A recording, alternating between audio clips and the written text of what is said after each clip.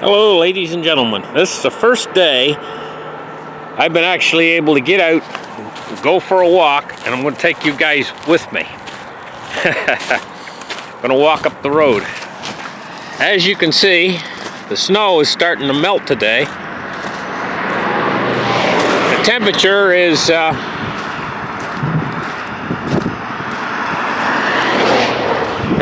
is above freezing by about maybe, it must be 36 maybe degrees.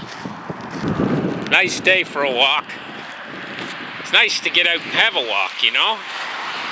I'm stuck in because of all the snow, and it's come early this year. Winter's coming in early.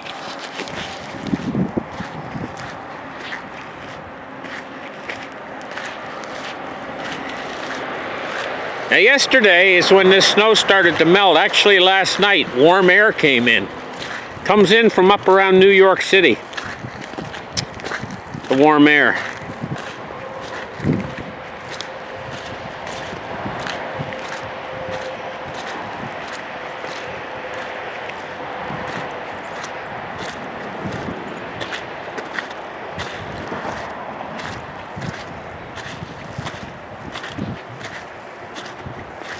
Nice to get out and have a little bit of a walk.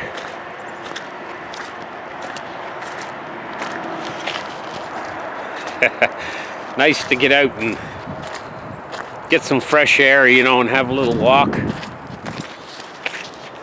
Especially when you're stuck inside. Actually, winter's coming awful early this year. Listen.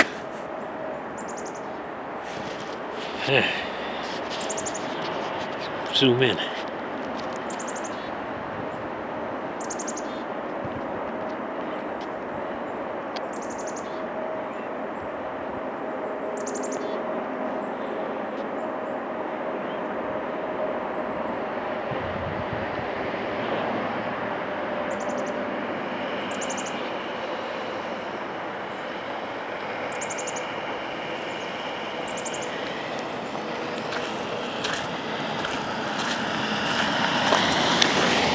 Anyway, little walk up in the woods, you know, and I saw a few things, put them on film for you guys to see. Anyway, listen guys, what do you all want to know most? I know what you guys really want to know. When's Bitcoin going to take off really big? When's it really going to shoot to the moon? Now I'll tell you guys what I think. This is not financial advice, my own personal opinion. But right now we're living in a time that parallels another time in human history. So remarkably closely. It's amazing. Before the stock market crash, what was referred to as the Great Stock Market Crash that caused the Great Depression, a period of 10 years went by that they called the Roaring Twenties. There was many changes to entertainment during those years. There was many frivolous amounts of money spent on things because everybody was making money in the stock market. It seemed like it would always go up forever. Stockbrokers appeared in small towns. There was ticker tapes where people could look and see what their stocks were doing. Everywhere they went in the city, they'd find ticker tapes. It's like America became obsessed with the stock market. And the stock market, the brokers would give almost anyone that walked in off of the street a line of credit. And they could buy on what was called margin. America became obsessed with the stock market. And they drove it up to dizzying heights. The more people that bought in, the more money was made, and the more people would buy in. There's one guy, he went in for a shoe shine, you know? And the shoe shine boy, while he was down there rubbing the guy's feet with the cloth and everything, he was telling him what stocks to buy. And he said to himself, if this shoe shine boy has become a stockbroker, basically, it's time to get out of the market. And so that's what he did. He went and he pulled his money out of the market just before the big crash. There was psychics coming on in the newspapers and stuff and saying that the market would go up forever and that we were in a new paradigm and this is incredible. The wealth will cover the earth just before the crash. We had a president in office, Herbert Hoover. And Herbert Hoover was a businessman. Does that sound familiar? Donald Trump is a businessman. They're both Republicans. The Hoover administration had tariffs that they were applying to the world, and there was protectionism within the administration. And they were repatriating money from Germany. Very much similar to what we have today. We had this 10-year period in the 1920s where they were expanding credit massively in the world. Some people would go and they would take money out of the till, thinking they could replace it later and invest it in the stock market, and many of them did. They might take, well, back then $100 was a lot of money. It'd be like $5,000 now. They might take $100 out of the till, invest it in the stock market, make $110, and then put the $100 back in the till and keep the $10, which $10 back in those days wasn't like $10 today. $1 back in those days was a lot of money. Those were the days when somebody would throw a penny on the ground and a dozen kids would fight for it, because they could take that penny out and buy something with it. Now you don't get nothing with a penny. In fact, they've even taken a penny out of circulation here in Canada. The lowest denomination here is a nickel. So there's an awful lot of parallel similarities, except they were on a gold standard back then. And this is the reason why, when they went into the Great Depression, it became deflationary. Because they were on a gold standard. Now, totally different. We print all the money we want. But the similarities in an overpumped market are the same. Except this market, believe it or not, I don't believe is pumped up quite as high as it was in 1929, but still it's overvalued. Now, in 1929, when it fell, it lost 80% of its value. I don't think that'll happen again today. In fact, I don't see it. If it was left unchecked by the powers that be through the Exchange Stabilization Fund and the different money market operations like the Plunge Protection Team, if it was left, if they were to not butt in and let the market fall right now, it'd probably fall about 40%. And back in the Great Depression, it fell 80% or more. So it's not quite as severe of an overvaluation in the market as it was during the Great Depression. Probably fall 40 to 50% right now if they never touched it. But that's not going to be the case. When that market starts to fall, and believe me it will, because the higher it goes right now, the more pressure they're exerting on it. In other words, it's in a bubble and they're inflating the bubble bigger and bigger. At a certain point, it's going to want to deflate. And it will. It will. It's going to deflate. When that market deflates, I do not believe they're going to let it fall more than 20 to 30%, and they're going to step in and stop it. There's your marker, guys. Because how are they going to stop the fall in the markets? Well, they might actually close the market for a few days, and they might step in with much looser, much more expanded monetary policy. When they do that, we're going to see the market turning start to go back up again. They're probably going to reduce interest rates probably by a full basis point, if not even more, and they're probably going to step up their quantitative easing programs and their monetary stimulus to the banks, and probably increase their repo operation. That's your marker. Because what's going to happen is when those markets start to turn back around, confidence is going to be lost in the Fed, in the Federal Reserve's ability to control monetary policy. this is when the movement's going to start to begin, I believe, into Bitcoin and the cryptocurrencies and gold and silver. I think that they're going to be recipients of the panic that's created when this market finally does fall. So now the next question you guys should be asking is, when's this going to happen? Glenn, when's this going to happen? And I'll tell you, I think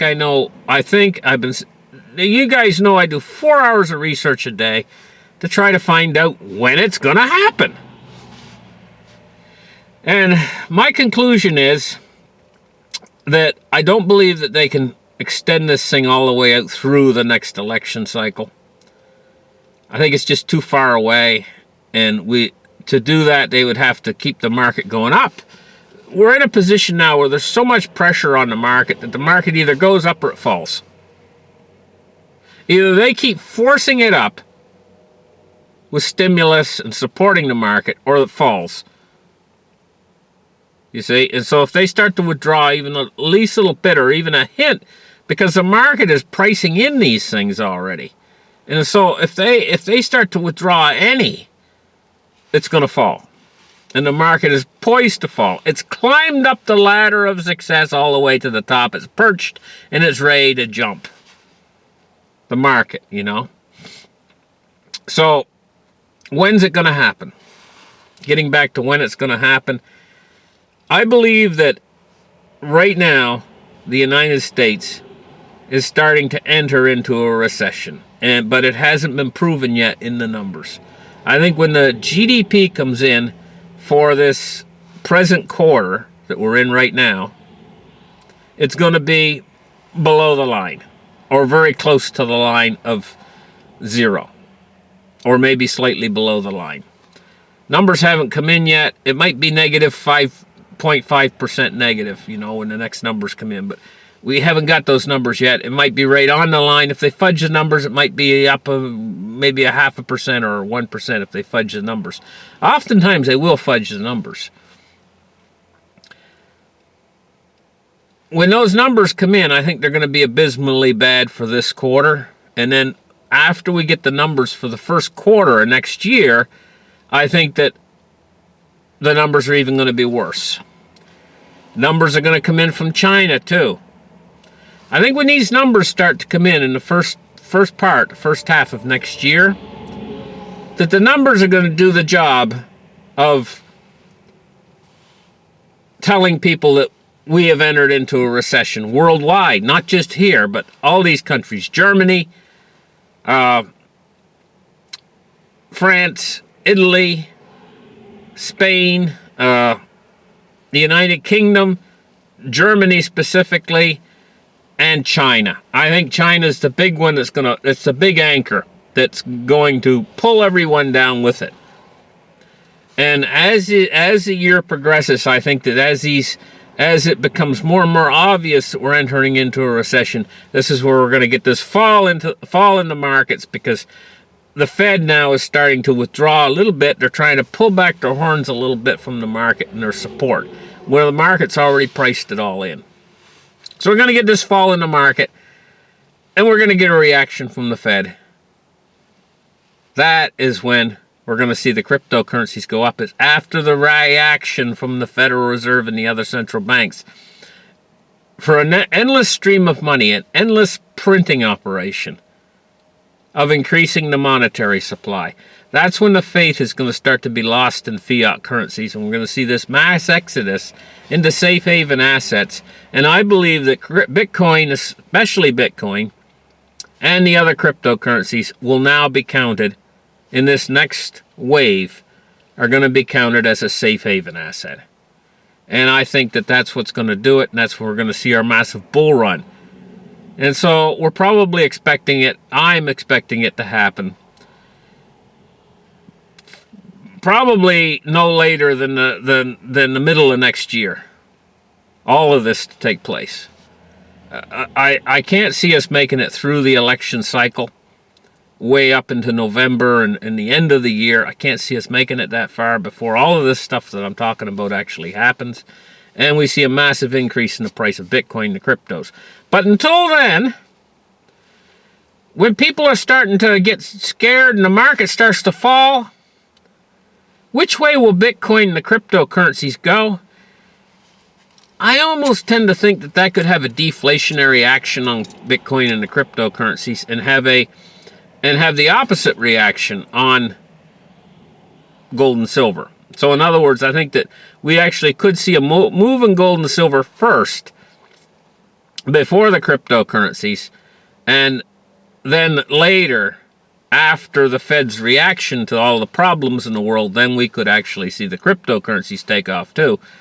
But I don't expect a huge move into gold and silver until at the same time as a huge move into cryptocurrencies.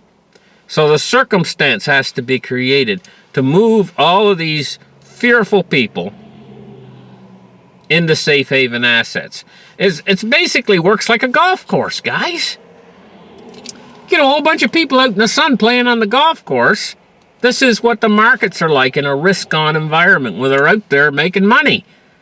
They don't care about gold and silver. They don't care about cryptocurrencies. They're out there making money in the markets right now. They're like the golfers out on the field, you know, hitting the balls around. They're not paying attention to anything else except their next shot. What happens when the dark cloud comes and they hear a crack, boom, and thunder? That's when the markets fall. That's what's coming. They all run for the clubhouse, right? In this case, they're all going to drop their clubs and they're going to run for gold and silver because they're scared. They might not exactly run for cryptos just yet.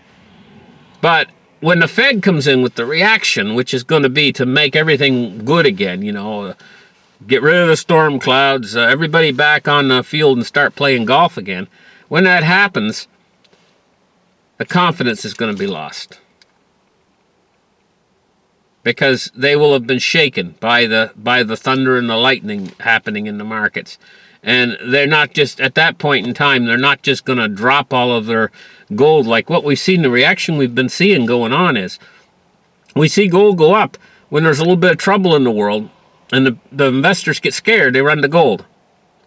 Right? But then as soon as the sun comes out again, and they're all feeling risk on again, you know, the risk off is gone, then they drop their gold and silver and we see prices decline again. This is going to be different. After this market correction, it's just going to be almost a crash. I see it being as a limited crash because they're going to rush in and they're going to stop it, the Fed and the central banks. Heaven forbid they don't stop it because we could descend into inflation, you know. But my position is I think they're going to stop it. And I think they're going to do whatever they can to stop it. I don't think they're going to check themselves in any way. Listen. This is the way it is. Here it comes. Prepare for it. I think we're going to make it right through Christmas fine into the new year. I don't think the real trouble is going to start until the really bad news starts coming out of China. And the U.S. GDP numbers, I think they're going to go below zero. And I think it takes 2 quarters of below zero GDP before they can officially declare a recession. But the recession is coming. Thank you guys for listening. Thumbs up me. And we'll see you guys in the very next show. Bye-bye.